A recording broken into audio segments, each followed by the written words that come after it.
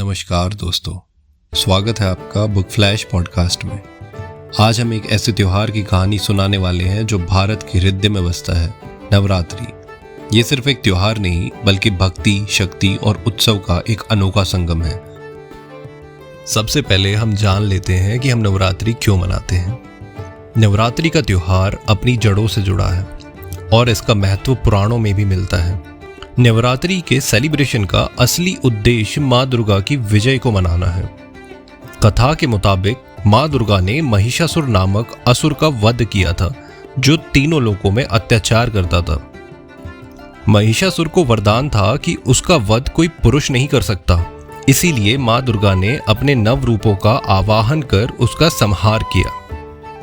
ये त्योहार हमें ये याद दिलाता है कि हमारे जीवन में जब कभी भी बुराई या असुरता का प्रकोप होता है तो हम अंदर की शक्ति से उसका सामना कर सकते हैं। ये एक उत्सव है जो अच्छाई की जीत का प्रतीक है और हम अपनी भक्ति और श्रद्धा के साथ माँ दुर्गा की आरती करते हैं, उनसे शक्ति का आशीर्वाद मांगते हैं। 9 रूपों की पूजा करते हैं।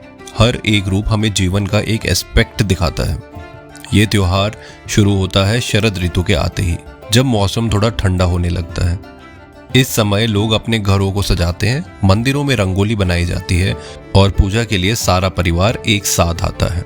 नवरात्रि के दौरान माँ दुर्गा के 9 रूपों की पूजा की जाती है। प्रथम रूप माँ शैलपुत्री का है, जो पृथ्वी का रूप है।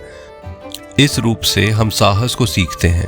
दूसरा रूप है ब्रह्मचारिणी, जो तपस्या का रूप है, हमें अपनी भक्ति और धर्म की शक्ति का एहसास करवाती है।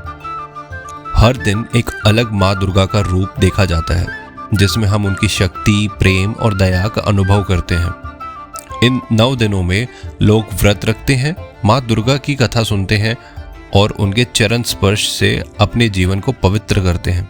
व्रत का एक अलग महत्व है। नवरात्रि का व्रत सिर्फ एक उपवास नहीं होता, बल्कि ये अपने मन और शरीर को शुद्ध करने का एक तरीका होता है। लोग सात्विक भोजन करते हैं, कुट्टू के आटे के पराठे, सिंघाड़े का आटा, आलू की सब्जी और फल खाते हैं। मन और शरीर का ये विशुद्धिकरण एक नई ऊर्जा को जन्म देता है, जो माँ दुर्गा के प्रति भक्ति और श्रद्धा को और गहरा बनाता है। शाम होती है और हर जगह से ढोल और गरबा की आवाज सुनाई देती है। गुजरात और महाराष्ट्र में नवरात्रि के समय गरबा और डांडिया की धुन प्रचलित होती है।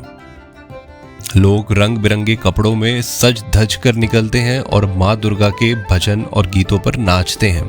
गरबा और डांडिया सिर्फ नाच नहीं, ये एक उत्सव का रूप है जो माँ दुर्गा की शक्ति को मानने के लिए होते हैं। जब लोग डांडिया खेलते हैं तो उनका हर एक स्टेप माँ दुर्गा की शक्ति का प्रतिबिंब होता है। ये एकता और उत्सव का प्रतीक है, जो हमें एक साथ मिलकर जीवन के आनंद लेने की शिक्षा देता है। नवरात्रि के 8वें और 9वें दिन का अपना अलग महत्व होता है।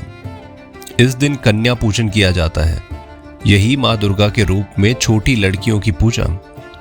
इस पूजा के द्वारा हम स्त्री शक्ति को सम्मान देते हैं और ये समाज को याद दिलाते हैं कि स्त्री को हमेशा सम्मान और इज्जत मिलनी चाहिए।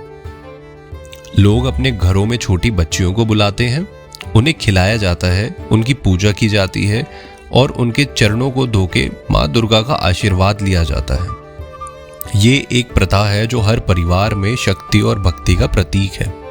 नवरात्रि के अंत में विजयदशमी आती है, जो रावण के वध और राम जी की जीत के दिन है।